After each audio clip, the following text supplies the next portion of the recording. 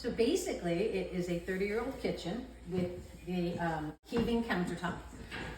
Time to renovate, and we are keeping a lot of the same flow to the kitchen, but one of the things we are doing is having a counter depth refrigerator here, because this has been a completely unused cabinet for them.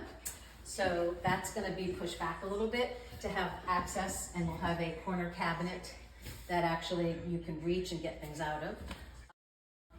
We are keeping the ovens there. It just makes sense for the flow of the kitchen.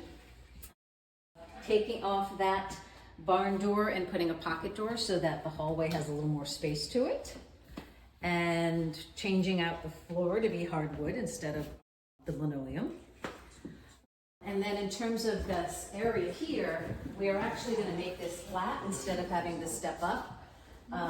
This way the downdraft now, this is an old downdraft that's in the center, will be behind it, so we'll have the ability to have the downdraft and then the straight edge there.